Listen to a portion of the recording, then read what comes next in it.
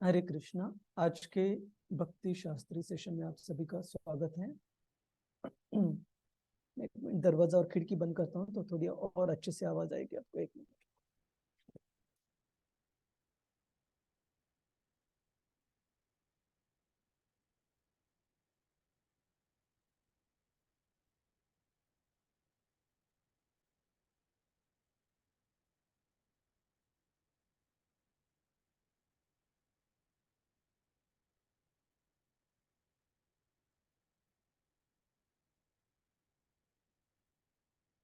हरे कृष्णा।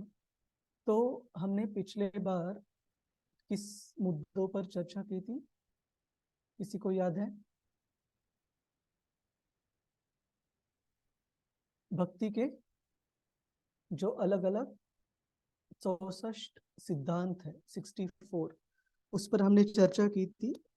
और उसमें हमने देखा था कि कैसे उन 64 सिद्धांतों में से जो पहले 20 है वो काफी महत्वपूर्ण है, और उन 20 सिद्धांतों में से पहले 10 जो है जो क्या करना चाहिए, और बाद के 10 जो है 11 से लेके 20 तक वो क्या नहीं करना चाहिए, इस पर हमने चर्चा की।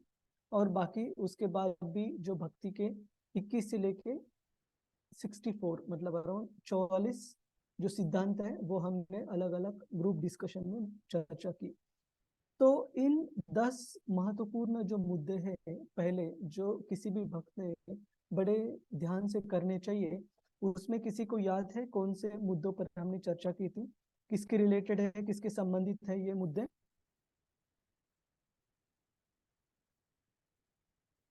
दीप्ति साहू माता जी, हरे कृष्णा। हरे कृष्णा प्रभु जी, दंडवत प्रणाम। जी प्रभु जी। प्रभु जी, हमने जब हमने जो 64 आइटम्स में से प्रभु जी जो फर्स्ट 10 है प्राइमरी इंपॉर्टेंस की, गुरु के बारे में प्रभु जी, कि हमें किस प्रकार से गुरु के आश्रय लेना है, गुरु पद आश्रय, फिर गुरु दीक्षा, गुरु सेवा, लेकिन सबसे इम्पोर्टेंट है गुरु का आश्रय। तो इसी प्रकार से जैसे जैसे हम जब हम गुरु के, क्योंकि भगवान को रिप्रेजेंट करते हैं गुरु, तो जब हम गुरु की शरण में जाते हैं तभी हम आगे भगवान को प्राप्त कर सकते हैं प्रभु जी। और इसकी शुरुआत दीक्षा से होती है। तो इस प्रकार से प्रभु जी हमने ये समझा था कि ये जो इम्पोर्टेंट है प्रभु जी। हरे कृष्णा प्रभु जी, हरे, दंडवत। बहुत बहुत धन्यवाद दीप्ति माता जी। और हमने ये भी चर्चा की थी कि ये सारे जो सिद्धांत है भक्ति के, भगवान खुद जब जब इस पृथ्वी पर अवतार लेते हैं, या फिर अपने शुद्ध भक्तों के द्वारा भी, आचार्यों के द्वारा भी, उनके जीवन में हमने कई उदाहरण देखे अलग अलग भक्तों का। जैसे हमने श्रील प्रभुपाद जी का उदाहरण देखा। श्रील प्रभुपाद जी के जो गुरु महाराज थे, श्रील भक्ति सिद्धांत सरस्वती ठाकुर महाराज, उनका उदाहरण देखा कि किस तरीके से वो इतने क्वालिफाइड होने के बावजूद, इतने पात्र होने के बावजूद, जब उन्होंने अपने पिता जी के आज्ञा के हिसाब से श्री गौर किशोरदास बाबा जी महाराज उनसे दीक्षा लेने का सोचा, तो इच्छा व्यक्त की, तब गौर किशोरदास बाबा जी महाराज ने उनको अच्छे से जांच लिया कि वो कितने गंभीर हैं गौर किशोरदास बाबा जी महाराज जी से दीक्षा प्राप्त करने के लिए। और ऐसे बताया जाता है कि शुरू से अंत तक श्रील गौर किशोरदास बाबा जी महाराज के केवल एक ही शिष्य थे, वो थे श्रील भक्ति सिद्धांत सरस्वती ठाकुर। तो और हमने देखा कि कैसे अपने गुरु के प्रति एक शिष्य जब खुद को प्रस्तुत करता है तो खुद को भौतिक पात्रता के आधार पर प्रस्तुत नहीं करता, लेकिन पूरी तरह से नम्रता से प्रस्तुत करता है। हमने उदाहरण देखा था, जैसे एक साधु राजा के पास आते हैं और वो राजा साधु को उपदेश करने के लिए तो कहता है, लेकिन जो भी उपदेश करने का प्रयास करे तो वो ऐसे दिखलाता है कि उसे पता है। तो साधु जी बोलते हैं, उसके कप लाने के लिए कहते हैं और उसमें गर्म दूध डालते हैं, तो गर्म दूध उससे स्पिल ओवर होने के बाद राजा के हाथ जलने लगते हैं। तो राजा को साधु बोलते हैं कि देखिए, आपकी भी बुद्धि कुछ इस प्रकार से है कि अगर हम गुरु को हमारे भौतिक पात्रता के आधार पर प्रस्तुत करेंगे, तो गुरु से जो भगवत धाम की ज्ञान की प्राप्ति है, भगवान के ज्ञान की प्राप्ति है, भक्ति के ज्ञान की प्राप्ति है, वो कभी हम ठीक से कर नहीं पाएंगे। तो अगर गुरु से ज्ञान प्रदान प्राप्त करना है तो एक शिष्य को चाहिए कि गुरु के सामने नम्रता से प्रस्तुत हो। जैसे हम श्री चैतन्य महाप्रभु के जीवन में भी देखते हैं कि मायावादी जो काफी स्कॉलर थे, प्रकाशानंद सरस्वती, उन्होंने जब श्री चैतन्य महाप्रभु से पूछा कि आप हमारे साथ वेदांत का अभ्यास हमारे जैसे क्यों नहीं करते हो, ये बच्चों और स्त्रियों जैसे हरे कृष्ण महामंत्र का जाप करना, कीर्तन करना, रास्ते पे नृत्य करना, ये तो जो कम बुद्धिमत्ता वाले व्यक्ति है उनके लिए है। आपने वेदांत की चर्चा करनी चाहिए, अभ्यास करना चाहिए। तब क्या कहा था उत्तर में? श्री चैतन्य महाप्रभु ने क्या उत्तर दिया था प्रकाशानंद सरस्वती ठाकुर जी को? हरे कृष्णा प्रभु जी। हरे कृष्णा। पुनः प्रभु जी, चैतन्य महाप्रभु जी ने उत्तर दिया था कि मैं मूर्ख हूँ, मेरे गुरु जी ने मुझे ऐसा कहा है कि आप में ये वेदांत का ये सारा ज्ञान समझने की क्षमता नहीं है, आप तो बस हरे कृष्ण महामंत्र का जप करिए। तो इस तरह से ये कहा था। और चैतन्य महाप्रभु ने कहा कि जब मैंने मेरे गुरु के आदेश के अनुसार इस हरे कृष्ण महामंत्र का कीर्तन शुरू किया, तब मेरे शरीर में अलग अलग विकार उत्पन्न होने लगे। और जब मैंने अपने गुरु को इसके बारे में बताया, अष्ट विकारों के बारे में, तो उन्होंने क्या कहा? My dear son, you have perfected your life. बच्चे, बेटे, तुमने अपनी जीवन की परिपूर्णता हासिल की है। तो इस तरीके से जब भगवान कृष्ण खुद इस पृथ्वी पर जब अवतरित होते हैं श्री चैतन्य महाप्रभु के रूप में, तब कैसे अपने गुरु के पास वो एकदम नम्रता से खुद को पेश करते हैं। वो खुद के उदाहरण से बताते रहे हैं कि कैसे हमें गुरु के सामने खुद को एकदम नम्र भाव से प्रकट करना चाहिए, नम्र भाव से प्रस्तुत करना चाहिए, प्रकट नहीं प्रस्तुत करना चाहिए। तब हमने देखा था कि इन सारे 64 जो अलग अलग जो सिद्धांत है, उनका जो कंक्लूजन है, जो सबसे महत्वपूर्ण सिद्धांत है, इन सारे सिद्धांतों का अभ्यास करने का वो सिद्धांत क्या है? दीप्ति माता जी, आपका कुछ प्रश्न था क्या? हरे कृष्ण। जी प्रभु जी, हरे कृष्णा प्रभु जी, थैंक यू प्रभु जी। प्रभु जी, चैतन्य महाप्रभु जी के दो गुरु रहे हैं ना प्रभु जी, मंत्र जो गुरु थे, तो प्रभु जी किन्होंने उन्हें ये कहा था कि आपने ये परफेक्ट कर पूर्णता हासिल कर ली अपने जीवन की, जो उन्होंने जिन्होंने मंत्र प्रदान किया उन्हें? हाँ, श्रील ईश्वरपुरी। ओके, हाँ जी प्रभु जी। और जी श्री चैतन्य महाप्रभु के एक ही गुरु थे जो हरि नाम के लिए, लेकिन जो उन्होंने संन्यास ग्रहण किया, तो वो संन्यास श्री चैतन्य महाप्रभु ने भारतीय संप्रदाय से किया, जो कि मायावादी संप्रदाय है। लेकिन उस समय पर वो संप्रदाय काफी प्रचलित था। तो श्री चैतन्य महाप्रभु ने सोचा इस भारतीय संप्रदाय में अगर मैं संन्यास दीक्षा प्रदान करता हूँ तो मुझे प्रचार प्रसार में मैं इसका इस्तेमाल कर सकता हूँ, है ना। तो केशव भारती महाराज थे भारत, जिन्होंने श्री चैतन्य महाप्रभु को संन्यास दीक्षा प्रदान की। लेकिन हरिनाम दीक्षा जो प्रदान की वो श्रीला ईश्वरपुरी ने की। ठीक है, तो ये जो उदाहरण मैंने इससे पहले कोट किया था वो श्रीला ईश्वरपुरी के बारे में। तो जब भी पूछते हैं श्री चैतन्य महाप्रभु के गुरु, तो श्रीला ईश्वरपुरी का नाम है। और वैसे श्री चैतन्य महाप्रभु पूर्ण पुरुषोत्तम भगवान है, तो उनको किसी भी गुरु की जरूरत नहीं है। लेकिन केवल और केवल उदाहरण प्रस्तुत करने के लिए श्री चैतन्य महाप्रभु इस जगत में अवतरित होने के बाद गुरु को स्वीकार करते, आपको और हमें शिक्षा प्रदान करने के लिए, सिखाने के लिए। और इसके बारे में एक बहुत सुंदर एक लीला आती है श्री चैतन्य महाप्रभु के जीवन में। एक बार श्री चैतन्य महाप्रभु संन्यास ग्रहण करने के बाद शांतिपुर में उनके प्रिय भक्त श्री अद्वैत आचार्य उनके घर पर जाते हैं, जाने का सोचते हैं। तो घर के बाहर ही जब श्री चैतन्य महाप्रभु थे और घर में प्रवेश कर रहे थे, तो श्री चैतन्य महाप्रभु ने देखा कि एक ब्राह्मण अद्वैत आचार्य के घर में आए थे थोड़ी देर पहले, ब्राह्मण गेस्ट। और अद्वैत आचार्य जी ने उनको विनती की कि आप कृपया हाथ पांव धोकर या फिर स्नान कर कर प्रसाद ग्रहण कीजिए।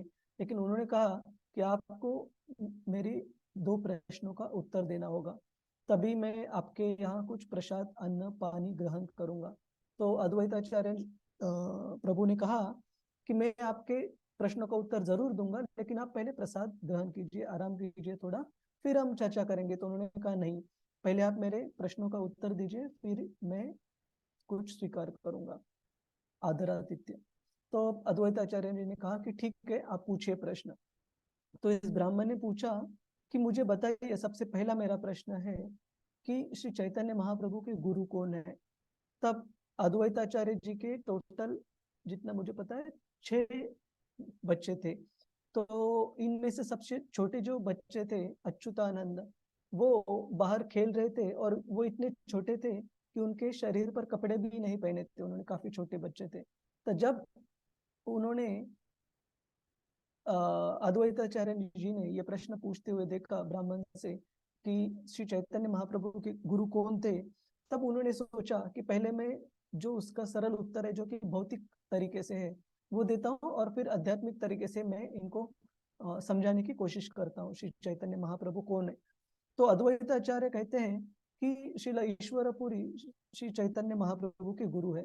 तो जब उनका सबसे छोटा बच्चा अच्युतानंद आंगन में खेल रहा है और शरीर पर कपड़े भी नहीं, इतना छोटा था बालक, जब वो अपने पिताजी को ये कहते हुए सुनता है कि श्री चैतन्य महाप्रभु के गुरु श्रील ईश्वरपुरी थे, तो दौड़ते दौड़ते घर में आ जाता है और अपने पिताजी को चास्टाइज करने लगता है। चास्टाइज को हम हिंदी में क्या कहते हैं? स्कोल्डिंग, डांटने लगता है। डांटने लगता है कि कहता है कि पिताजी, क्या कहा आपने कि श्री चैतन्य महाप्रभु के गुरु है? आपको ये पता होना चाहिए कि श्री चैतन्य महाप्रभु कौन है। पूर्ण पुरुषोत्तम भगवान श्री कृष्ण है। और मैं आपके आप इस नवद्वीप में ब्राह्मणों के सारे ब्राह्मणों के नेता, लीडर होने के बावजूद अगर आप कह रहे हो कि श्री चैतन्य महाप्रभु के गुरु है, तो मैं ये जरूर समझ सकता हूँ कि कली का प्रभाव शुरू हो गया है, कली युग में। तो ऐसे कर कर एक के बाद एक बहुत डांटते हो अपने पिताजी को कि श्री चैतन्य महाप्रभु पूर्ण पुरुषोत्तम भगवान है, उनके गुरु कैसे हो सकते हैं। तब अद्वैताचार्य ये देखकर काफी खुश हो जाते हैं कि देखो, मेरे इस छोटे बच्चे ने भी श्री चैतन्य महाप्रभु के स्तर को कैसे पहचान लिया है। उनको बिल्कुल इस बात का दुख नहीं होता या गुस्सा नहीं होता कि मुझे ये छोटा सा बालक डांट रहा है। तब जब श्री चैतन्य महाप्रभु बाहर से ये लीला देखते, तब वो हंसते हंसते अंदर आते हैं घर के, और अद्वैताचार्य को पूछते हैं कि Advaita, who is the father and who is the son. वो कहते हैं कि अद्वैताचार्य, आप बताओ कि कौन पिता है और कौन पुत्र है। तो अद्वैताचार्य भी उनको हंसने में उत्तर देते हैं कि, हंसने में नहीं, सही में उत्तर देते हैं कि ये मेरे पिता है और मैं इनका शिष्य हूँ या बेटा है। क्यों कहते हैं ऐसे? क्योंकि उस बच्चे को श्री चैतन्य महाप्रभु के स्तर का ज्ञान इतने अच्छे से था कि उन्होंने अपने पिता को डांट दिया जब उन्होंने कहा कि श्री चैतन्य महाप्रभु के गुरु है। और वो जो ब्राह्मण जो घर में आया था, ये सब होते हुए देखता है। तब अद्वैताचार्य उनको पूछते कि आपका दूसरा प्रश्न क्या है।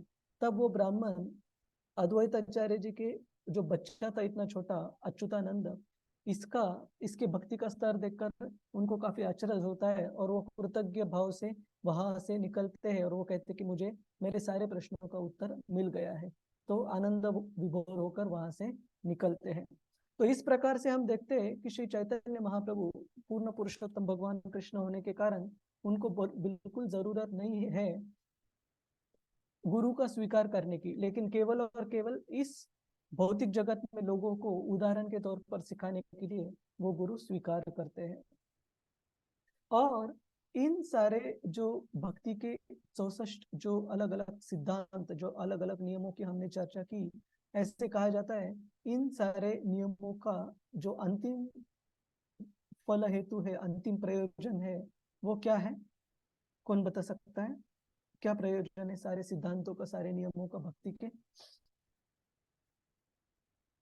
हरे कृष्णा। रजनी माता जी।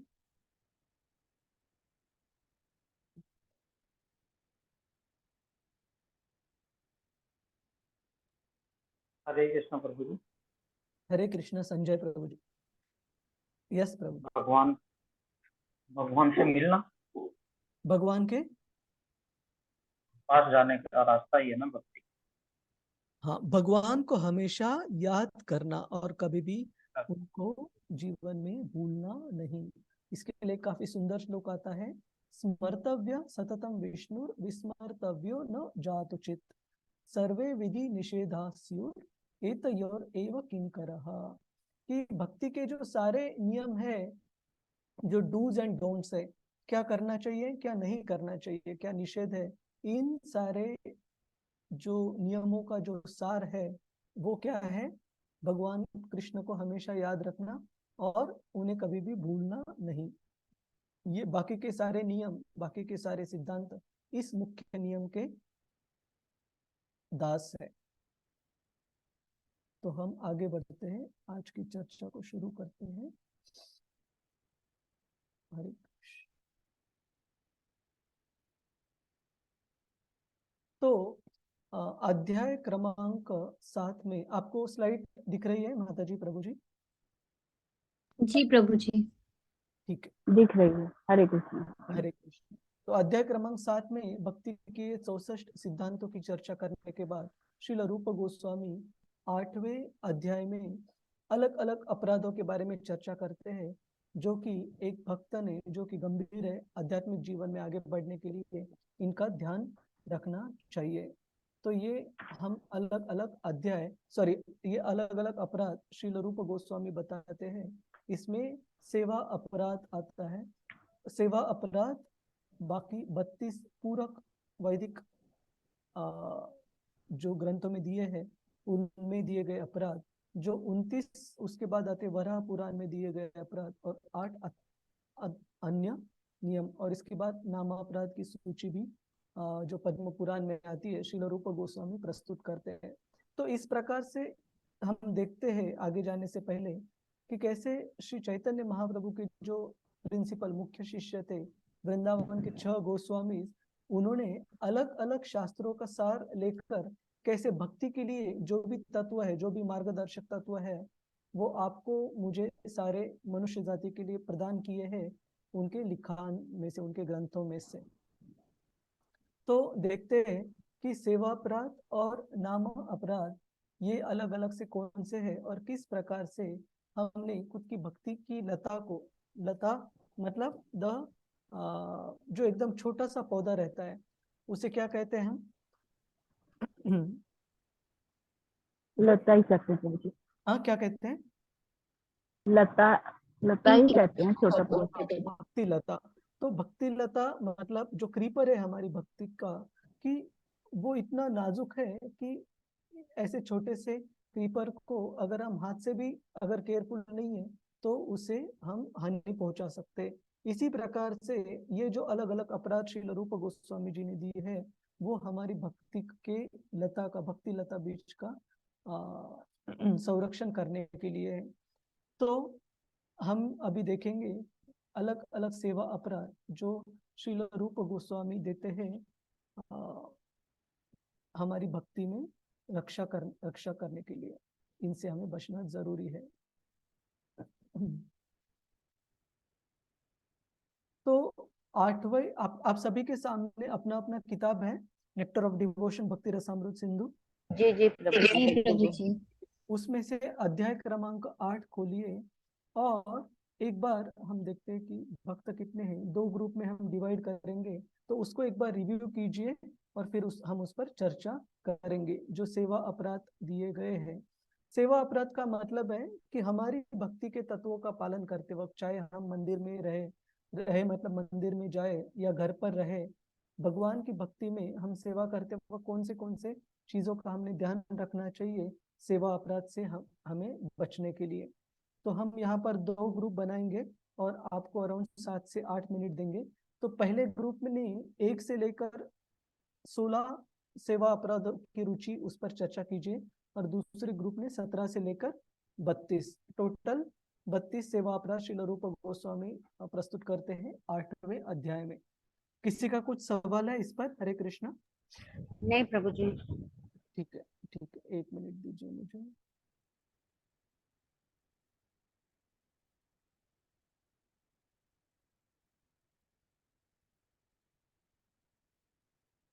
और अभी समय हुआ है 7:31, तो हम 8 से 9 मिनट इस पर चर्चा करने के लिए लेंगे और 7:40 उसे 1 मिनट पहले हम कंक्लूड करेंगे। प्रभु जी, हम छह यानी 6 जन हैं, एक आप और मेरा लैपटॉप छोड़ के। हाँ हाँ, 1 मिनट, मैं 3 भक्तों का एक ग्रुप बना रहा हूँ। तो हाँ दीप्ति जी। माता जी, संजय प्रभु और शशि माता जी पहले ग्रुप में, पूनम माता जी, रजनी माता जी आप, और श्री हरिप्रिया माता जी ये दूसरे ग्रुप में। ठीक है, हरे कृष्ण। कुछ और प्रश्न है? क्या करना है, कौन सी गति एक्टिविटी करनी है? पहले ग्रुप में ने पढ़ना है और चर्चा करने है शुरू के 16 सेवा अपराध, और दूसरे ग्रुप में पढ़ना है और चर्चा करना है 17 से लेकर 32 तक। ठीक है, श्री हरिप्रिया माता जी। हरे कृष्णा प्रभु जी। जी हरे, प्रभु जी। हाँ हाँ, ठीक है। प्रभु जी, संजय प्रभु जी ऑफिस में है। ठीक है, कोई नहीं, तो दीप्ति माता जी और शशि माता जी चर्चा कर सकती है। ओके। ठीक है, हरे कृष्ण। अरे आवाज नहीं आ रही। शशि माता जी, आप, बाकी भक्तों को आवाज आ रही है? हरे कृष्णा। प्रभु जी, मैं कौन से ग्रुप में है? आपको मैसेज आएगा माता जी, आप ग्रुप 2 में हो। नहीं, लैपटॉप पर वाले आए। हाँ, लैपटॉप से ज्वाइन कर सकते हैं। आपके दोनों जो आईडीज हैं वो एक ही ग्रुप में भी है, ग्रुप 2 में। ठीक है, ओके। हरे कृष्ण। हरे कृष्ण।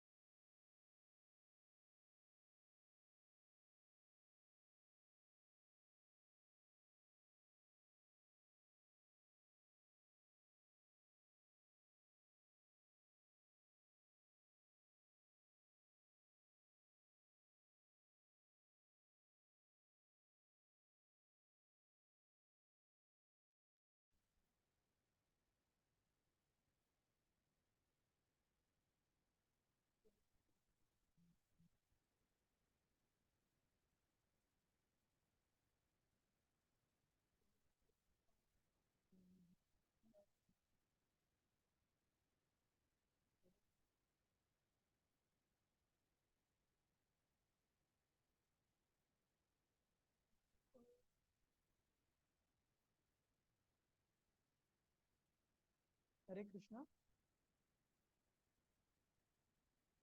कोई बचा है अभी ज्वाइन करना? हरे कृष्णा प्रभु जी। पूनम माता जी बात करेंगी ग्रुप 2 से।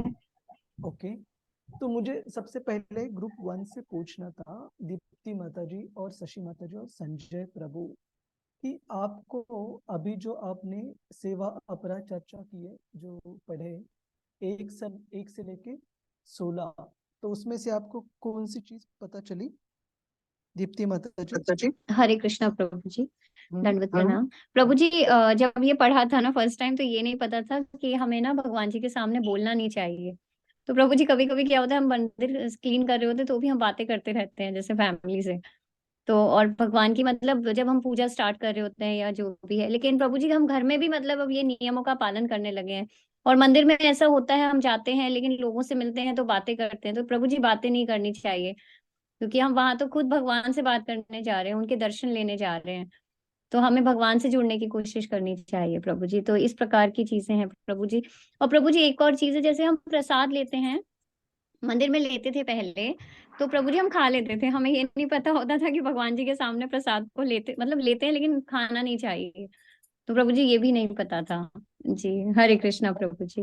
हरे थैंक यू प्रभु जी। धन्यवाद धन्यवाद। धन्यवाद।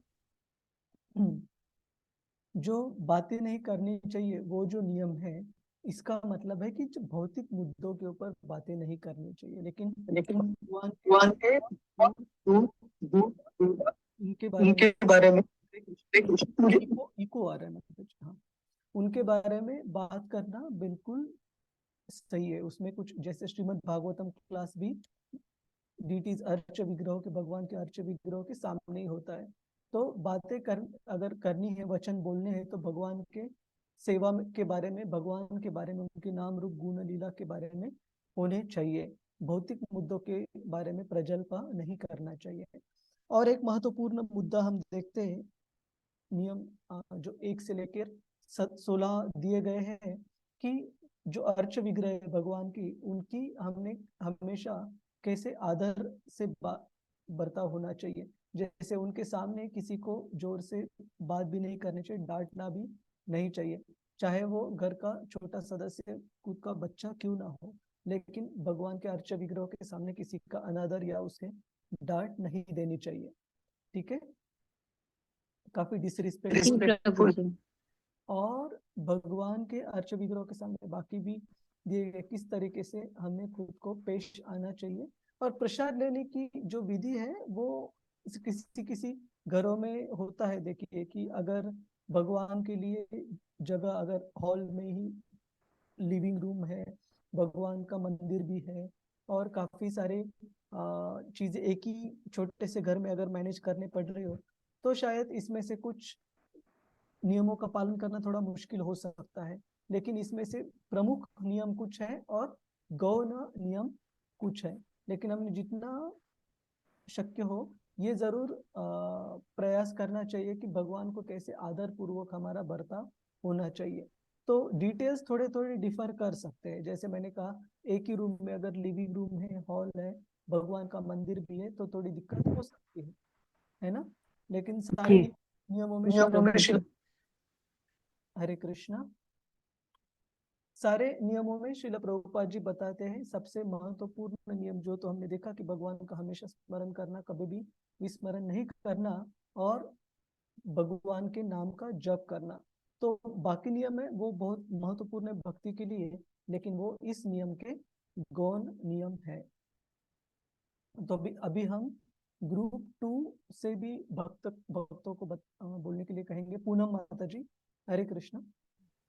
हरे कृष्णा प्रभु जी। धन्यवाद धन्यवाद प्रभु जी। हमने इसमें देखा कि इस अर्चा विग्रह के समक्ष हमें बहुत सावधानी रखनी है। वही इसमें बताया है कि डांटना नहीं चाहिए किसी को भी। हम घर में बच्चों को डांटते हैं तो भगवान के अर्चा विग्रह के सामने नहीं डांटना, और भी किसी को भिक्षा भी नहीं देना है, कि क्योंकि भिक्षा हम देने वाले कौन होते हैं ना, भगवान ही सबका पालन करते हैं। तो इस तरह से भगवान के समक्ष हमें भिक्षा नहीं देनी, कटु वचन नहीं बोलने। प्रभु जी ये बात समझ में नहीं आई है कि रोएदार कंबल नहीं ओढ़ना चाहिए, तो इसके पीछे क्या कारण हो सकता है?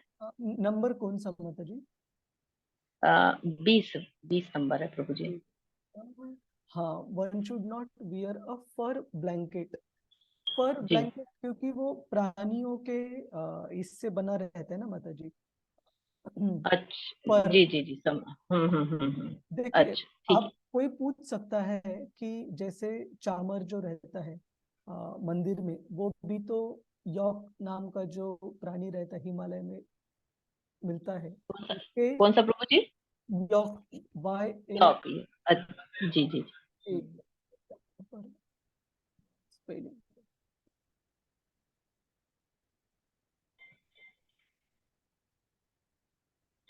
हरे कृष्णा प्रभु जी। हरे मेरी कृष्ण। पुस्तक में 20वें पर लिखा है, मूर्ति के आगे चर्म धारण न करें। चमड़े का मतलब कुछ भी। हाँ, चमड़े का कुछ भी, और इंग्लिश में फर बताया गया। फर मतलब जो वो स्किनिंग होती है। स्किन, हाँ स्किन, उसके ऊपर जो बाल रहते हैं उससे बने हुए जो गर्म कपड़े रहते हैं, जो कि पाश्चात्य देशों में काफी फेमस है। लेकिन मैं फिर से बोल रहा हूँ, ऑब्वियसली वो भगवान के सामने इस नियम के आधार पर तक अवॉइड करने चाहिए। लेकिन ये जो सारे नियम है, इसमें से मुख्य नियम कुछ है और कुछ गौण है। तो अगर जी एक आध दूसरा आपसे होता भी नहीं है तो भी निराश मत होइएगा, लेकिन प्रिंसिपल तत्व एटलीस्ट पता होना चाहिए। ठीक है। प्रभु और जी, जी सॉरी प्रभु जी, प्रभु जी जैसे हम सिल्क के जो साड़ीज होते हैं वो भी नहीं, वो भी अवॉइड करने चाहिए क्या? एक तो आर्टिफिशियल सिल्क होता है प्रभु जी, एक हाँ, जो प्योर होता है। तो यहाँ तो पर यहाँ पे तो कुछ तो दिया कुछ है, दिया। तो नहीं मैं प्रभु जी, वो बस मेरे को आउट ऑफ इनक्विजिटिवनेस ऐसे ही प्रभु जी, कि क्योंकि वो कोकून और वो सिल्क वर्म से बनता है ना प्रभु जी silk, but I don't know the process actually, so I don't know प्रभु जी। मुझे प्रोसेस मैंने देखा है बचपन में, काफी बार वो टीवी पर दिखाते थे। तो मेरा पर्सनल मत तो है कि जितना हो सके अवॉइड करना चाहिए। लेकिन ये चीज ऐसे है कि किसी को भक्ति में, इसकी वजह से भक्ति में दूर नहीं जानी चाहिए भगवान से, है ना। ये गौण मुद्दे है, ठीक है। हाँ लेकिन जी। जिस जिस तरीके से वो बनाया जाता है वो अच्छा नहीं है, क्योंकि उसमें उस प्राणी की मृत्यु हो जाती है। ठीक है, सिल्क वर्म्स की। और एक महत्वपूर्ण मुद्दा मैं बताना चाहता था, one should not accept prasad before the deity. इसका मतलब है भगवान के अर्च विग्रहों के सामने हमने प्रसाद ग्रहण नहीं करना चाहिए। लेकिन अगर फिर से कॉन्टेक्स्ट ऐसे हो कि किसी के घर में मंदिर है और घर ही छोटा है, living room is everything, Mumbai में वगैरह कभी कभी देखते हुए से, तो इसका मतलब ये नहीं कि उन्होंने प्रसाद ग्रहण ही नहीं कर सकते। These are time place and circumstances. लेकिन अगर अर्च विग्रह है भगवान के, तो पर्दे से हो या बाकी किसी आवरण से अर्च विग्रह के सामने हम पर्दा कवर कर सकते हैं और फिर भक्तों को प्रसाद ग्रहण करने दे सकते हैं। इसमें मैं आपको और एक उदाहरण देता हूँ तो आपको पता चलेगा कि मैं बारंबार क्यों बोल रहा हूँ कि मुख्य मुद्दों के ऊपर ध्यान होना चाहिए, गौण मुद्दों के ऊपर नहीं। कि एक बार एक इस्कॉन में ही बड़े सन्यासी महाराज जी की व्यास पूजा सेरेमनी थी। व्यास पूजा आप सबको पता है, गुरु महाराज जी का जो अपीयरेंस डे रहता है, आविर्भाव रहता है, वो हम सेलिब्रेट करते हैं खुद की शुद्धता के शुद्धिकरण के लिए। तब जब ऑफरिंग्स चल रही थी, मतलब महाराज जी के लिए जो ऑफरिंग भक्तों ने लाई थी, अलग अलग भोग लाए थे बनाकर, उनको जब अर्पण कर रहे थे, उससे पहले एक छोटे बच्चे ने उसको भूख लगी होगी शायद, लेकिन माँ ने लाया हुआ प्रसाद उसके लिए उसने ग्रहण करना शुरू किया। तो नॉर्मल जो एटिकेट है, जो नियम है, वो यह है कि गुरु ने सबसे पहले स्वीकार करना चाहिए, उसके बाद बाकी सारे भक्तों ने स्वीकार करना चाहिए। तो इस बच्चे ने पहले ही प्रसाद ग्रहण करना स्वीकार किया, तो उसकी माँ ने या किसी और ने बच्चे को डांट दिया। लेकिन उन्होंने, आप तो कह सकते कि प्रभु जी नियम के हिसाब से है, लेकिन इससे भी बड़ा नियम है जो हम गुरु अष्टकम प्रेयर्स में गाते हैं, चतुर्विधा श्री भगवत प्रसादो स्वादन्न तृप्तान हरिभक्त संगान। कि जब भगवान के शुद्ध भक्त देखते हैं कि भगवान के भक्त 4 प्रकार के जो प्रसाद के व्यंजन है उनको आनंद से चख रहे हैं, तब वो प्रसन्न हो जाते हैं। तो कौन सा नियम ज्यादा महत्वपूर्ण है? भगवान के शुद्ध भक्त बाकी भक्तों को प्रसाद ग्रहण करते हो। और एक भक्त कौन है? बच्चा है छोटा, उसको उतनी समझ नहीं है अभी तक कि महाराज जी की व्यास पूजा चल रही है, मैंने रुकना चाहिए। अगर हो जाता है तो कभी भी जो ऊपरी जो इम्पोर्टेंट नियम है, महत्वपूर्ण नियम है, उसे याद रखना ज्यादा महत्वपूर्ण है कि गुरु भगवान का प्रसाद स्वीकार करते वक्त बाकी भक्तों को स्वीकार करते वक्त देखकर प्रसन्न हो जाते हैं, ना कि उनकी भक्तों ने कभी डांटना चाहिए ऐसे छोटे भक्तों को। तो समझ में आ गया आप सभी को मुद्दा ये कि मुख्य जी नियम जी कैसे जी प्रभु जी। हमेशा याद रखना चाहिए गौण नियम से, ठीक है, और स्थल काल पात्र अनुसार उसका पालन करना चाहिए कभी। और इसके लिए श्रील रूप गोस्वामी भक्ति Upadeshamrita Sindhu nectar of instruction में बताते हैं कि हमें नियम ग्रह नहीं करना है। नियम ग्रह मतलब कोई भी नियमों का पालन करना उसका तत्व पता किए बिना या प्रिंसिपल पता किए बिना, ठीक है। और भी बताते हैं नियम ग्रह भी नहीं करना चाहिए, और मतलब नियमों का पालन भी करना है लेकिन ऐसे भी पालन नहीं करना है कि जिसमें हम तत्व भूल जाए, ठीक है। हम आगे बढ़ते। पूनम माता जी आप बोल रहे थे, सॉरी बीच में मैंने आपको रोक दिया।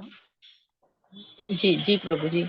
अब बस प्रभु जी ये आपने सब बता ही दिया है। यही था प्रभु जी कि हमें गाली नहीं देना उसके सामने, अर्चा विग्रह के सामने, और अपनी सामर्थ्य के अनुसार अर्चा विग्रह की पूजा हमें करनी चाहिए, है ना। ये नहीं कि सामर्थ्य हमारी बहुत अच्छी है और हम केवल पत्ते और फूल भगवान को चढ़ाएं, तो हम अपनी सामर्थ्य के अनुसार बहुत कुछ हमें अर्पित करना चाहिए। और प्रभु जी आपने बताया कि भगवान को भोग लगाने से पहले कोई भोजन नहीं करना चाहिए, लेकिन हमें ये भी ध्यान रखना है कि यदि कोई बाल गोपाल किसी चीज को ले लेता है तो उसको हमें डांटना भी नहीं चाहिए। और ऋतु मौसम का जो भी फल होता है वो भगवान को अर्पित करना है। और यहाँ पर ये भी बताया कि जब तक अर्चा विग्रह को भोजन अर्पित ना कर दिया जाए तो किसी को नहीं देना चाहिए, 2 बार बताया है ये। तो वही है कि हमें बड़ों को इस पे ध्यान रखना चाहिए, लेकिन यदि बच्चा कुछ गलती से ऐसा ले लेता है तो उस पे हमें गुस्सा नहीं होना चाहिए। और भगवान की तरफ पीठ करके नहीं बैठना चाहिए, हमें हमेशा हमारा मुख भगवान के सामने होना चाहिए। और गुरु, अब यहाँ पर गुरु के बारे में बताया कि गुरु को चुपके से नमस्कार नहीं करना, बल्कि हमें उच्च स्वर से उनकी स्तुति करना है और उनकी प्रशंसा भी करना है गुरु की उनके समक्ष सामने, ये और उनकी बड़ाई, अपनी बड़ाई जी, हाँ अपनी बड़ाई नहीं करना गुरु के सामने। और अर्चा विग्रह के समक्ष यानी उनके सामने हमें देवताओं का उपहास नहीं करना चाहिए, क्योंकि देवता भी बहुत पूजनीय है, उनका भी हमें सम्मान देना चाहिए। तो प्रभु जी ये 32 अपराध हैं, अ, ये हो गए हैं, तो ये इसमें बताया गया है। इसमें महत्वपूर्ण मुद्दा ये है कि अगर घर में अर्च विग्रह रहते भगवान के, तो हमारा जो बिहेवियर है, हमारा जो आदान प्रदान है, वो ऑटोमेटिकली हम हमारे आदान प्रदान में गंभीर हो जाएंगे, है ना। ऐसे बिना सोचे समझे जी कुछ भी बोलेंगे नहीं, कुछ भी बर्ताव नहीं करेंगे।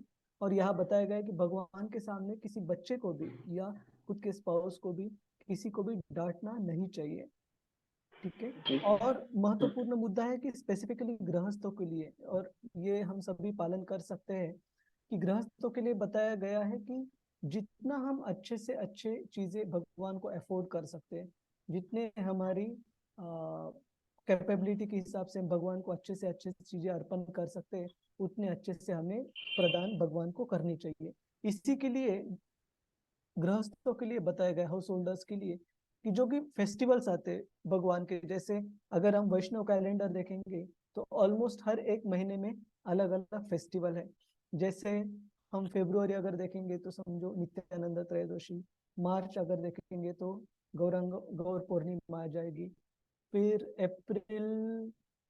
मार्च अप्रैल में देखेंगे तो गुड़ी पाड़वा, फिर अक्षय तृतीया आ जाती है, फिर रामनवमी आ जाती है, फिर मई एंड नरसिम्हा चतुर्दशी आ जाती है, फिर जून जुलाई में रथ यात्रा आ जाती है, अगस्त सितंबर में जन्माष्टमी आती है, जन्माष्टमी के बाद राधाष्टमी आती है, और बाकी भी व्यास ऐसे। पूजा भी, हाँ व्यास प्रभु जी पूजा, व्यास व्यास पूजा तो गुरु महाराज जी की व्यास पूजा अगर आप बोल रही हो माता जी, तो वो तो गुरु महाराज जी का जब भी जन्माष्टमी। आविर्भाव है तभी आती है। तो ऐसे अलग अलग जो फेस्टिवल्स है, वैष्णव कैलेंडर आप लेकर बैठोगे तो इतने सारे फेस्टिवल्स है। हर 15 दिनों में, हर फोर्टनाइट में, महीने में कुछ ना कुछ आपको फेस्टिवल्स जरूर दिखेंगे। तो गृहस्थ भक्तों का कर्तव्य है कि जितने धूमधाम से हो सके हमने भगवान की प्रसन्नता के लिए ये फेस्टिवल्स अच्छे से त्योहार मनाने चाहिए। और आपको पता चलेगा कि घर के सदस्य भी, घर के बच्चे भी कितने आनंद से, उत्साह से कृष्ण भावना में भाग लेने के लिए सीखेंगे, अगर हम ये फेस्टिवल्स, ये जो फेस्टिवल्स है भगवान के प्रसन्नता के लिए, इनको हम अगर त्योहार मनाते हैं तो इसमें भगवान को आदर भी अर्पण होता है, भक्ति में भी आगे बढ़ने के लिए मदद होती है। और घर के जो सदस्य हैं, बिना ज्यादा कुछ अलग से प्रयास कर कर उनको भी हम भक्ति में आगे प्रेरित कर सकते हैं। आप देखोगे कि जब भी हम कोई त्योहार मनाते हैं भगवान के संबंध में, तब घर के बच्चे भी इतने एंथुजियास्टिकली, उत्साह से उसमें भाग लेते। जैसे दशहरा रहता है, तो दशहरे में हमारे यहाँ दरवाजे को जो मैंगो ट्रीज के जो पत्ते रहते हैं, आम के पत्ते, उनका तोरण कर कर लगाते हैं, या फूल और आम के पत्तों का तोरण कर कर लगाते हैं। तो बच्चे भी इतने उत्साह से भाग लेते हैं। कुछ दिनों पर फिर बच्चे आपको जो ऑल्टर है, भगवान का मंदिर है, वो सजाने में मदद करने के लिए आगे आते हैं। और एक बच्चे का देखकर दूसरा बच्चा भी ऑटोमेटिकली सीख जाता है। तो गृहस्थों के लिए काफी महत्वपूर्ण है कि हमने ये सेवा अपराधों का ध्यान रखते वक्त सारे त्योहार, भगवान के संबंध में जो त्योहार है वो काफी धूमधाम से मनाने चाहिए। प्रसाद भगवान को बहुत प्रचुर मात्रा में भोग लगाना चाहिए और बाकी भक्तों को प्रसाद वितरण करना चाहिए। और इन 32 सेवा अपराधों की लिस्ट बताने के बाद श्रील रूप गोस्वामी 29 ही है ना ये नंबर, हाँ, 29 दूसरे अपराधों की सूची देते हैं जो जिससे हमने खुद को बचाना चाहिए। तो ये सारे मतलब आवश्यक है, हम जितना हो सके प्रयास करें, लेकिन गौन है बाकी पहले 32 जो सेवा अपराध है उसके बाद। One should not touch the deity in a dark room. हमने अंधेरे में भगवान के अर्च विग्रह को स्पर्श नहीं करना चाहिए। एक मिनट में यहाँ पर शेयर, मेरी स्लाइड्स दिख रही है आप सभी को? जी जी प्रभु जी जी प्रभु जी। और मंदिर में जाते वक्त भी हमने किस तरीके से मंदिर में प्रवेश करना चाहिए, हमारा शरीर स्वच्छ होना चाहिए। जैसे जो भक्त अर्च विग्रहों के मंदिर में, अर्च विग्रहों की डीटी वर्शिप सेवा में जुड़े हैं, उनको पता होगा कि हम अगर हमारी डीटी वर्शिप की सर्विस है, भगवान के अर्च विग्रहों की पूजा करने की सर्विस है, तो हम ऑल्टर पे ऐसे ही खाना खाकर नहीं जा सकते। कम से कम भगवान के ऑल्टर में जाने से पहले 2 घंटे या उससे पहले खाना हमने लेना चाहिए, ताकि वो तब तक हमारे पेट में उसका डाइजेशन हो जाए। लेकिन खाना खाकर तुरंत ऐसे ही नहीं जाना चाहिए। और भगवान के लिए अगर हम भोग बनाने जा रहे हो मंदिर में, वो भी सेवा है, तो भी उसके भी कुछ नियम है कि किस प्रकार से प्रभु जी माता जी दोनों को एकदम स्वच्छ अवस्था में होने चाहिए, फ्रेश कपड़े होने चाहिए, पसीना पसीना नहीं होना चाहिए हमारा। तो एकदम स्वच्छ स्थिति में भगवान की सेवा में हमें जुड़ना चाहिए, जाना चाहिए। शरीर को साफ करके नए कपड़े पहनकर, नए या स्वच्छ कपड़े पहनकर भगवान की प्रसन्नता के लिए तिलक लगाकर जाना चाहिए। तिलक के बारे में कहा गया है, अगले वाले स्लाइड में आ जाएगा वो, कि भगवान श्री चैतन्य महाप्रभु किसी भी भक्त को बिना तिलक के देखना ही नहीं चाहते थे। तो आप अगर घर में तिलक लगाने की आदत करोगे तो बच्चों को भी, घर के बाहर बाकी सदस्यों को भी तिलक के लिए आकर्षण निर्माण हो जाएगा, उनको भी पसंद आएगा। और ये तिलक लगाना मतलब क्या है, कौन बता सकता है?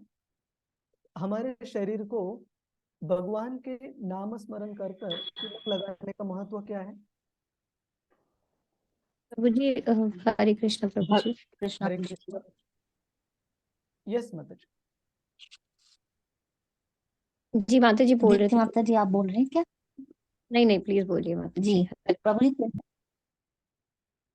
हम तिलक लगाकर जो विष्णु भक्त होते हैं वो हम वैष्णव होने का जो भगवान श्री कृष्ण के वैष्णव भक्त होने के संकेत होता है। उससे जब हम तिलक लगाते हैं अपने संपूर्ण शरीर पर, तो उसको देखकर सामने वाले जो हमें देखते हैं उनके मन में भी भगवान श्री विष्णु का स्मरण हो आता है। और विष्णु भक्त जब अपने शरीर पर तिलक धारण करते हैं तो एक तरह से उनका शरीर भी भगवान के मंदिर स्वरूप हो जाता है। बहुत सुंदर बताया आपने श्री हरि प्रिया माता जी। जब हम हमारे शरीर पर तिलक धारण करते हैं 12 जगहों पर, तब हम हमारे मंदिर शरीर को भगवान के मंदिर के रूप में सजाते हैं, या इस शरीर को भगवान के मंदिर के रूप में हम भगवान को प्रस्तुत करते हैं, अर्पण करते हैं। और ऐसे आगे भी आपको पढ़ने में आएगा कि जिस भक्त के गले में तुलसी है, भगवान का नाम लेता है भक्त नियमित रूप से, गले में तुलसी है, शरीर पर तिलक है, यमराज के जो दूत है यमदूत, वो ऐसे भक्त को अप्रोच नहीं कर सकते उनकी मृत्यु के बाद भी। तो ऑफकोर्स वो कारण नहीं है यमदूत अप्रोच ना करे, लेकिन अपने शरीर को भगवान के मंदिर के रूप में बनाने के लिए, उसका श्रृंगार करने के लिए और भगवान को अर्पण करने के लिए हमने तिलक जरूर लगाना चाहिए। तो उसके हम तिलक लगाते वक्त भगवान के जो अलग अलग 12 नाम लेते हैं, उनकी सूची भी हम पढ़ेंगे थोड़ी देर में। और जी ऐसे प्रभु जी हाँ, यस माता जी। जी प्रभु जी, यही है बस कि हम भगवान के प्रति अपना प्रेम प्रदर्शित करते हैं तिलक लगा के, है ना हाँ, प्रभु जी? हमारा प्रेम और समर्पण दोनों प्रदर्शित करते हैं कि ये शरीर जो है ये मेरे भोग के लिए नहीं है भगवान, ये आपकी प्रसन्नता के लिए, आपकी सेवा के लिए। जी जी और ऐसे स्वच्छ अवस्था में बाहरी और अंतर रूप से फिर हम मंदिर जाते हैं और सबसे पहले किसे प्रणाम करते हैं? मंदिर में जाने के बाद झुककर वहां के जो भी भक्त अर्चा है, विग्रह को। अर्च विग्रह को अच्छा। भी पहले, जब हम मंदिर में जी। प्रवेश करते हैं सबसे पहले प्रणाम करते हैं वहां के भक्तों को। और वो प्रणाम हाँ, करते वक्त हम ये मंत्र कहते हैं, वांचा कल्प तरुभ्यश्च कृपा सिंधुभ्य एव च पतितानां पावनेभ्यो वैष्णवेभ्यो नमो नमः। कि भक्त ऐसे कल्पतरु वृक्ष है, कल्पतरु जो कि सारे इच्छाएं पूर्ण कर सकता है, ऐसे वांछा कल्पतरु वृक्ष है भक्त। और कृपा सिंधुभ्य एव च, सारे कृपा के सिंधु में सागर है।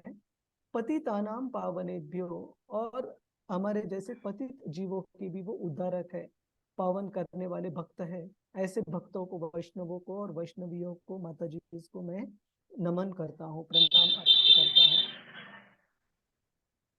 और फिर भगवान के भक्तों को हमने प्रणाम अर्पण करने के बाद हम श्रील प्रभुपाद जी के विग्रहों के सामने जाते, श्रील प्रभुपाद जी को अपना प्रणाम अर्पण करते हैं।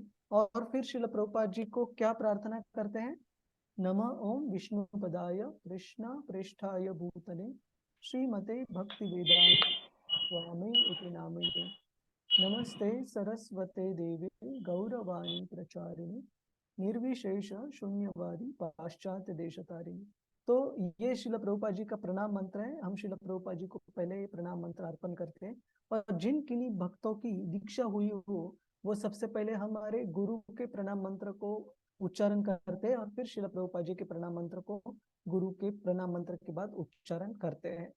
और ये होने के बाद फिर हम शिला प्रभुपाद जी से प्रणाम खत्म होने के बाद हम जो भगवान के अर्च विग्रह हैं उनके सामने प्रणाम अर्पण करते हैं। अगर माता जी है तो पंचांग प्रणाम, प्रभु जी है तो दंडवत प्रणाम। और फिर हम सबसे पहले भगवान का अच्छे से दर्शन लेते हैं। दर्शन लेने के लिए भी कहा गया है कि हमने भगवान के जो पद कमल है वहां से शुरुआत कर फिर एंकल, फिर उनके पैर, घुटने, जांघाएं, कमर, उनका वक्षस्थल, और फिर उनके हाथ और उनके मुख का हमने उस सीक्वेंस में हमने उनका दर्शन लेना चाहिए। फिर हम प्रणाम अर्पण करते हैं भगवान के अर्च विग्रह को। उसमें पंचतत्व मंत्र शुरू में आता है, श्री कृष्ण चैतन्य प्रभु नित्यानंद श्री अद्वैत गदाधार श्रीवास आदि गौर भक्त वृंद। और फिर हम भगवान कृष्ण, श्रीमती राधा रानी, इनको प्रार्थनाएं अर्पण करते हैं। तो आप देखोगे कि जो प्रणाम अर्पण करने की जो विधि है काफी विस्तार से दी गई है। और सबसे पहले हमें प्रणाम करना है वैष्णवों को, फिर श्रील प्रभुपाद जी को, फिर पंचतत्व मंत्र कहकर श्री श्री राधा कृष्ण या श्री जगन्नाथ बलदेव सुभद्रा जो भी डीटीज मंदिर में हो। किसी का कुछ प्रश्न है इसके ऊपर? हरे कृष्ण। प्रभु जी हरे कृष्ण। नहीं नहीं प्रभु नहीं जी। प्रभु जी, नहीं। तो हम ये हरे कृष्णा प्रभु जी। हरे जैसे कृष्ण। कोई घुटना मोड़ के नहीं प्रणाम कर सकता, कोई तकलीफ, नहीं माता जी, तो फिर क्या करें? अगर झुककर हम प्रणाम नहीं कर सकते तो मन में कम से कम झुककर प्रणाम कीजिएगा, हरे कृष्ण। जी। हाँ, मन में कम से कम झुककर प्रणाम कीजिए और भगवान जरूर स्वीकार करेंगे। ठीक है, तो शारीरिक क्षमताएं ये भगवान की भक्ति में हमें बाधा नहीं बन सकती। ठीक है, हरे कृष्ण। और किसी भक्तों का कुछ कोई जिज्ञासा है, कोई सवाल है, कोई टीका टिप्पणी है? ठीक है, हम नहीं आगे, प्रभु जी। ठीक है, हम आगे बढ़ते हैं। हाँ, तो हम मंदिर जब भी जाए, कभी भी जितना हो सके भगवान के लिए कुछ ना कुछ लेकर जाना चाहिए। ये नहीं मैटर करता कि वो आप क्या लेकर जा रहे हो, छोटी चीज हो बड़ी चीज हो, लेकिन भगवान के लिए प्रेम से कुछ उपहार, फल हो फूल हो, कुछ ना कुछ भगवान को हमने जरूर उपहार प्रदान कर सकते हैं उनकी प्रसन्नता के लिए। और मैंने श्रीला रोमपाद स्वामी महाराज जी से एक बहुत अच्छा मुद्दा सुना था। महाराज ने कहा था कि भगवान कृष्ण को जो सुगंध देने वाले फ्लावर्स है ना, सुगंध देने वाले जो फूल है, वो सोने के गहनों से भी बहुत ज्यादा प्रिय है। तो Lord Krishna loves flowers, fragrant flowers much more than even jewellery. तो हमने भगवान को जो अच्छा लगता है वो जरूर प्रदान करने का प्रयास करना चाहिए।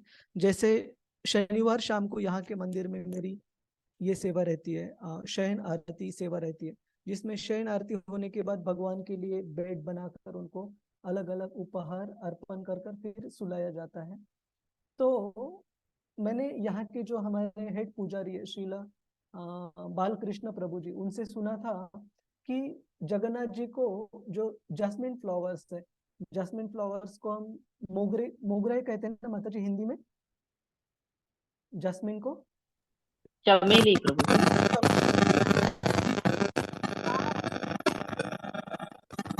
हरे कृष्ण।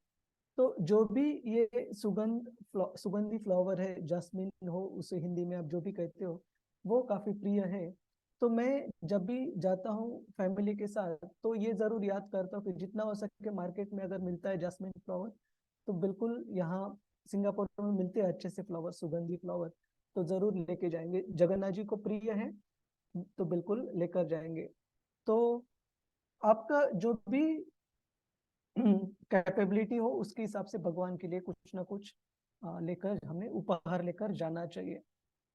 और भगवान के अर्च विग्रह का दर्शन कैसे करना चाहिए, ये हमने थोड़ी देर पहले चर्चा की कि उनके चरण कमलों से लेकर एक एक भगवान के जो लिम्स है, शरीर के भाग है, उनका अवलोकन करते वक्त, उनके भगवान के अर्च विग्रह की सजावट का, सुंदरता का अवलोकन करते वक्त चरण कमलों से लेकर उनके मुख कमल तक हमने दर्शन करना चाहिए।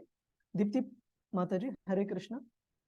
हरे कृष्ण प्रभु जी, दंडवत प्रणाम। थैंक यू प्रभु जी। प्रभु जी एक प्रश्न है, आपने बहुत सुंदर चीज बताई, हमें नहीं पता था प्रभु जी कि जगन्नाथ प्रभु जी को जैसे जैस्मिन का फूल पसंद है, तो प्रभु जी अगर हम फ्लावर नहीं ले सकते हैं, सपोज नहीं मिले, हाँ, या फिर है हमारे पास फ्लावर्स, लेकिन क्या प्रभु जी हम एक ऑयल वो वाले, ये जो फ्रेग्रेंस के रहते हैं, जैस्मिन हुए, लिली, ये रख सकते हैं प्रभु जी भगवान जी के लिए घर पे? तो जो जो अवेलेबल है वो, अगर फ्रेग्रेंट फ्लावर्स अवेलेबल नहीं है तो जो हाँ अवेलेबल है वो। और मैंने यूके में, मैं जब रहता था लंदन में, तो मैंने देखा था वहाँ के मंदिर में भी जो कौन से फ्लावर्स मिलते हैं लंदन में, क्रिसैंथेमम हो और अलग अलग जो है काफी सारे फ्लावर्स राइट। मिलते हैं, उनकी सुगंधी नहीं रहती। तो हाँ जी। मंदिर में परफ्यूम फ्लावर पर लगाकर अर्पण करते थे। तो ओके। ठीक है, कोई नहीं, अभी मतलब वहां वैसे फ्लावर्स अवेलेबल नहीं है, तो जो मिलते हैं वो अर्पण की, भगवान जरूर प्रसन्नता से उसका स्वीकार करेंगे। जी थैंक यू प्रभु जी। हरे कृष्ण। हरे कृष्ण। हाँ, और हमने भगवान के अर्च विग्रह का दर्शन करते करते कुछ प्रार्थनाएं हम जरूर भगवान को अर्पण कर सकते हैं। जैसे नेक्टर ऑफ डिवोशन भक्ति रसामृत सिंधु में श्रील रूप गोस्वामी लिखते हैं कि ऐसे भक्त जिनके जीवा पर अलग अलग आचार्यों के, अलग अलग महान व्यक्तियों के शास्त्र में दिए गए प्रार्थना के शब्द रहते हैं, उनके मुख, उनकी जो जीवा है वो हमेशा सजाई रहती है ना। The tongue becomes decorated if we offer prayers from the scriptures from the great devotees of the Lord. तो ऐसे प्रार्थनाएं हमें श्रीमद् भगवत गीता हो, श्रीमद् भागवत हो, उसमें दी गई प्रार्थनाएं लिख लेनी चाहिए। और कुछ गिनी चुनी प्रार्थनाएं जो हम याद कर सके, जरूर उन्हें याद कर कर भगवान के अर्च विग्रहों के सामने प्रस्तुत करना चाहिए। और ये प्रार्थनाओं में सबसे पहले जो है हमारी दीनता, हमारा निम्न स्तर, और फिर भगवान का स्तर, पूर्ण पुरुषोत्तम भगवान होने के नाते भगवान की महिमा, और फिर हमारी तुच्छ स्थिति, और फिर भगवान के सगाई का, भगवान की सेवा के लिए या बाकी जो भी हमारी प्रार्थना है वो भगवान को हम अर्पण कर सकते हैं। और हमने जरूर प्रयास करना चाहिए, जैसे हमने थोड़ी देर पहले चर्चा की, कि भगवान के सामने हो तो हमारा जो ध्यान है वो जितना हो सके भगवान के अर्च विग्रह के ऊपर होना चाहिए, भगवान की तरफ होना चाहिए। नहीं तो भगवान के सामने खड़े हैं दो लोग, लेकिन दोनों को याद नहीं कि हम भगवान के सामने खड़े हैं और किसी भौतिक चीजों पर दमकर चर्चा हो रही है। ऐसे नहीं होना चाहिए। जब हम भगवान के मंदिर में, भगवान के आसपास है, तो सबसे प्रमुख व्यक्ति उस सिचुएशन में कौन है? उस स्थान में भगवान ही है। वैसे तो भगवान हमेशा प्रमुख व्यक्ति है, लेकिन हमारे सामने वो खड़े हैं, प्रस्तुत है, तो जरूर उनको हमने आदर प्रणाम से बर्ताव हमारा होना चाहिए। और फिर ये तिलक बताए गए हैं, तो तिलक भी आप याद कर सकते हैं। स्पेसिफिकली आप आगे जाकर अगर मंदिर में सेवा करने का आपको मौका मिला, सौभाग्य मिला, तो ये तिलक पता होना बहुत जरूरी है। बहुत सिंपल है। KNM, ओम केशवाय नमः, ओम नारायणाय नमः, ओम माधवाय नमः और ओम गोविंदाय नमः गले पर। KNMG, केशवाय नमः, नारायणाय नमः, माधवाय नमः और गोविंदाय नमः। फिर हमारे राइट साइड में, मतलब सामने वाले देखने वाले व्यक्ति के लेफ्ट साइड में, हम ओम विष्णवे नमः ये तिलक लगाते हैं। विष्णवे नमः, मधुसूदनाय नमः, त्रिविक्रमाय नमः, ओम वामनाय नमः, ओम श्रीधराय नमः, ओम ऋषिकेशाय नमः, ओम पद्मनाभाय नमः, ओम दामोदराय नमः और ओम वासुदेवाय नमः। ऐसे 12 और सबसे नीचे ओम वासुदेवाय नमः 13वां, ये हम तिलक लगाते हैं। तो इसे हमारे शरीर को हम भगवान के मंदिर के रूप में सजाते हैं। और आप जब भी बाहर भी जा रहे हो, जैसे ऑफिस कोई जा रहा है बाहर, तो हम तिलक नहीं रख सकते जहां पर अलाउड नहीं है, तो तिलक को मिटा सकते, लेकिन पानी से तिलक लगा सकते कि कोई देखे ना देखे, भगवान जरूर देखेंगे और हम भी जरूर याद रखेंगे, और हमारा बर्ताव भी उसी तरह भगवान की सेवा के रूप में रहेगा। तो संस्कृत में बहुत सुंदर एक लाइन आती है, धर्मो रक्षति रक्षितः। आपने सुना है ये लाइन सुना है पहले? धर्मो रक्षति रक्षितः। नहीं प्रभु जी। अच्छा, जी बहुत जी महत्वपूर्ण बहुत ये लाइन है। इसका मतलब है धर्म उस व्यक्ति की रक्षा जरूर करेगा जो धर्म की रक्षा करेगा, है ना। तो ये सारे जो छोटी छोटी चीजें हैं भगवान की भक्ति में याद रखने के लिए, इनका हम अगर ध्यान से पालन करेंगे, तो यही धर्म की जो मुद्दे हैं वो आगे चलकर जब मुश्किल समय आएगा, जब हम मुश्किल में रहेंगे, तब हमारी और हमारी भक्ति की ये प्रोटेक्शन करेंगे, संरक्षण देंगे हमें, अगर हम धर्मों के तत्वों का अच्छे से पालन करेंगे तो। किसी का कोई सवाल है, कोई टीका टिप्पणी है अभी तक जो हमने मुद्दे चर्चा किए? हरे कृष्ण। नहीं नहीं प्रभु। प्रभु जी। ठीक है, ठीक है। तो रजनी माता जी, हम थोड़े पहले आज कंक्लूड करते हैं, और कुछ जी स्लाइड्स है, तो ये स्लाइड्स और आगे की स्लाइड्स हम अगली कक्षा में चर्चा करेंगे। जी जी ठीक है। जी प्रभु जी। ये रिकॉर्डिंग बंद है माता जी। नहीं प्रभु जी, बंद कर दूं? हाँ, बंद कर दीजिएगा। ओके।